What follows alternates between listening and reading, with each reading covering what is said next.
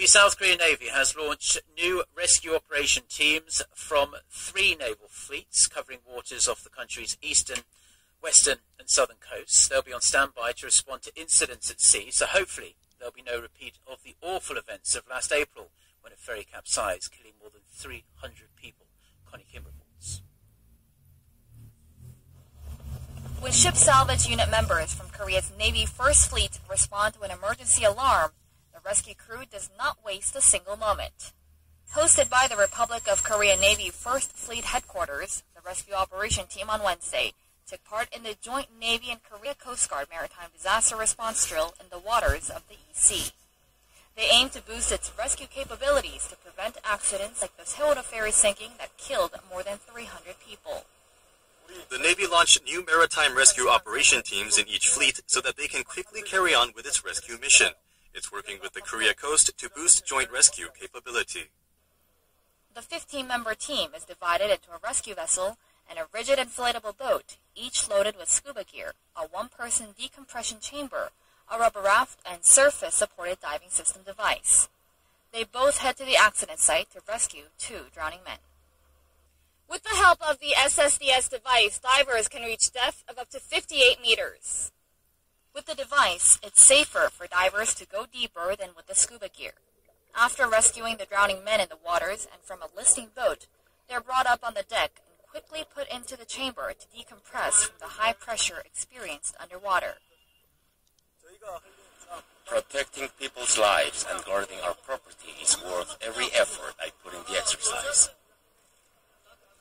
Setting up an oil fence to prevent further spills is a last step in the drill and keeps the EC free from contamination. The Navy plans to carry out the Joint Maritime Disaster Drill once every quarter, and it plans to place a lifeboat in every battleship and helicopter until next year to further boost its rescue capabilities. Connie Kim, Arirang News, Gangneung.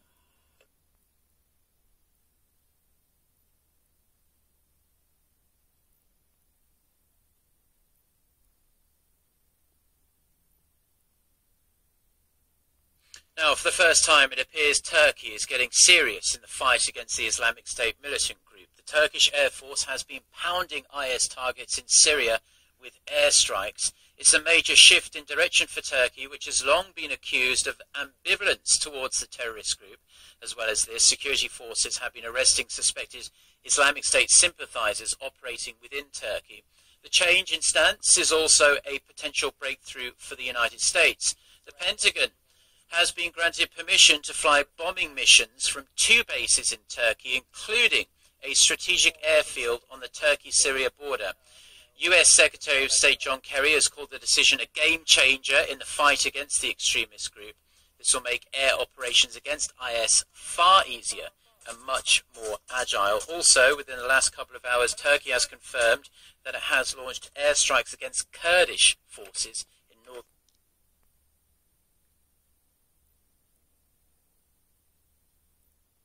The World Trade Organization has finalized a list that could cut tariffs by more than $1 trillion on the latest cutting-edge technology products. The deal, once approved, is expected to lower prices, raise competition, and significantly expand the market for Korean exporters. Park Ji-won reports. Nearly 50 member states of the World Trade Organization have finalized a list of the latest IT products, such as touchscreen devices, GPS navigation devices, and new generation semiconductors, which they want to be made tariff-free. This deal will add 201 products to the list of duty-free trade goods on the WTO's 18-year-old Information Technology Agreement. With the updated deal, around a quarter of the global technology product market, worth some $1.3 trillion will be made tariff-free. It would give the world economy a boost, and consumers won't have to pay so much for the latest computers, game consoles, and mobile devices. However, for the deal to come into force in all 161 WTO member states, 5 more countries out of the 54 states that initially participated in the negotiations need to sign the agreement. Taiwan, Turkey, Colombia, Mauritius, and Thailand failed to ink the deal for various reasons, but they are expected to do so soon. More talks on the deal will be held in December when WTO trade ministers meet in Nairobi. The Korea-based Samsung Economic Research Institute has projected that once the deal is implemented, Korean companies will be able to enjoy tens of billions of dollars in benefits from the tariff removals. The think tank also forecasts global IT trade volume to increase by some $800 billion. 박지원, 아리랑 뉴스.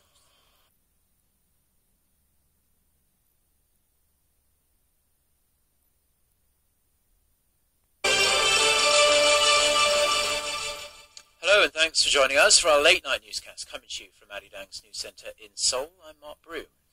Our top story tonight, Korea is another day closer to declaring itself MERS-free. No new cases of the respiratory disease have been reported now for 20 straight days. The Health Ministry says 12 MERS patients are still receiving treatment in hospital. All but one have now tested negative for the virus. 8 of the 12 are recovering in general wards as their condition steadily improves. 186 people have been infected with MERS in Korea since the outbreak began in late May. 36 patients died due to complications from the MERS virus. More than 16,000 people have been under voluntary quarantine over the past 2 months after showing MERS-like symptoms. That figure now stands at 1. Officials say that person should be released from quarantine at midnight on Sunday. Less than 24 hours after agreeing to pass a multi-billion-dollar supplementary budget bill, Korea's rival parties are at loggerheads again, this time over the issue of corporate tax.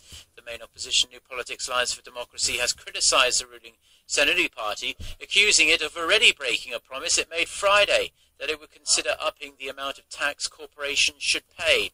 The ruling party made the pledge in return for the MPAD voting in favor of the almost $10 billion extra budget bill. The Saenuri Party says it's not the right time to discuss corporate taxes as it could diminish the budget's ability to stimulate the economy. Korea's corporate tax rate was cut from 25% to 22% in 2008 during the previous Lee Myung-bak administration. The leader of South Korea's ruling party is on his way to the United States for talks with US officials on North Korea. Speaking to reporters prior to his departure from Incheon International Airport, Kim Moosung said it was very important to deal with North Korea's nuclear program, so the two allies must establish a closer system of cooperation on the issue. The Saenuri Party chairman will meet with several senior members of US Congress during his stay in Washington, including Ed Royce, chairman of the US House Foreign Affairs Committee. There's also speculation Kim will meet with UN Secretary General Ban Ki-moon when he visits New York as part of his 9-day tour. The South Korean Navy has launched new rescue operation teams from 3 Navy fleets covering waters off the country's eastern, western and southern coasts. They'll be on standby to respond to incidents at sea, so hopefully there will be no repeat of the awful events of last April when a ferry capsized, killing more than 300 people. Connie Kim reports. The accident site to rescue 2 drowning men. With the help of the SSDS device, divers can reach depth of up to 58 meters. With the device, it's safer for divers to go deeper than with the scuba gear. After rescuing the drowning men in the waters and from a listing boat, they're brought up on the deck and quickly put into the chamber to decompress from the high pressure experienced underwater. Protecting people's lives and guarding our property is worth every effort I put in the exercise. Setting up an oil fence to prevent further spills is a last step in the drill and keeps the EC free from contamination. The Navy plans to carry out the Joint Maritime Disaster Drill once every quarter, and it plans to place a lifeboat in every battleship and helicopter until next year to further boost its rescue capabilities. Connie Kim, Arirang News, Gangneung. Now, for the first time, it appears Turkey is getting serious in the fight against the Islamic State militant group. The Turkish Air Force has been pounding IS targets in Syria with airstrikes. It's a major shift in direction for Turkey, which has long been accused of ambivalence towards the terrorist group. The change in stance is also a potential breakthrough for the United States. The Pentagon has been granted permission to fly bombing missions from 2 bases in Turkey, including a strategic airfield on the Turkey-Syria border. Now, this will make air operations against IS far easier and much more agile. Turkey's Prime Minister's office has also confirmed that it has launched airstrikes against Kurdish forces in northern Iraq. Responding to the airstrikes, the Kurdistan Workers' Party, or PKK as it's otherwise known, has declared that its 2-year truce with Ankara is now over. South Korea's ambassador to the United Nations has been elected president of the UN Economic and Social Council. Oh Jun will lead the council for a 1-year term. He becomes the first South Korean to head the UN agency, which is one of 6 major UN organizations. In his inauguration speech, the ambassador said he hoped the agency will continue to help humanity achieve economic and social development in a sustainable environment. Mr. Oh has been a diplomat for more than 35 years, joining Korea's foreign ministry back in 1978. The World Trade Organization has finalized a list that could cut tariffs by more than $1 trillion on the latest cutting-edge technology products. The deal, once approved, is expected to lower prices, raise competition, and significantly expand the market for Korean exporters. Park Ji-won has more. Welcome to this edition of Business Daily. I'm Lee Ji-yoon in Seoul. Before we get started, let's take a look at what we have coming up in the latter half of our program. We tell you where in Seoul foreign tourists like to travel when they visit Korea and how those favorite spots differ among countries. We're seeing a surge in sales of imported beef as meat lovers here in Korea are turning to other options instead of the country's homegrown Hanu. Korea's trade value this year is poised to record the lowest in 5 years on slowed exports and imports prompted by a lagging global economy and a prolonged slump in oil prices. Korea Customs Service said that the country's trade dropped by 10% on year in the first half to $491 billion. Exports declined by 5% and imports plunged by 15.6%. In terms of biannual records, these are the worst figures seen following the second half of 2010. And experts fear that if things don't pick up in the second half, Korea could stand a step back from its goal of reaching an annual trade value of $1 trillion. Projections that Korea may carry out an additional cut in its already record low key interest rate are slowly emerging. Financial services firm Standard Chartered Bank said that if Korea's performance in exports worsens any further due to the weak Japanese yen, Seoul will lower its interest rate from its current 1.5%. It added that while the country's supplementary budget will give the real economy a boost for now, a temporary short-term cash injection cannot resolve fundamental structural problems in manufacturing and exports. While Samsung Electronics continues to lead the global smartphone market in shipments, it saw its performance slide in the second quarter from a year ago. Market researcher IDC says the tech giant held its grip on the market with 73 million units shipped out in the second quarter of this year, followed by Apple and Huawei. But Samsung was the only company out of the top 5 to see its shipments dip by roughly 2% compared to last year, and its market share edged down by about 3 percentage points on year. IDC attributes Samsung's losses to limited supplies of its new Galaxy S6 Edge model. The Korean economy has slowed to more than expected in the April to June period in the face of the recent MERS outbreak and the prolonged drought in the country. On top of that, with slowing exports, there are now growing concerns that this low growth trend might drag on. All right, Shin Sa-min tells us more.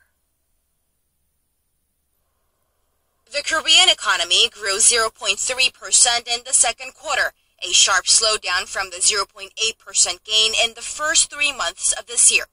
It also marks an extension of the 0% range growth posted for 5 straight quarters. The Bank of Korea said Thursday that the MERS-hit economy saw a small increase in consumption by domestic residents, while a nationwide drought battered the agricultural sectors. Although the agricultural and fisheries sectors are a small portion of the total GDP calculation, a drop of over 11% across both sectors did have an impact on second quarter growth. Experts say at this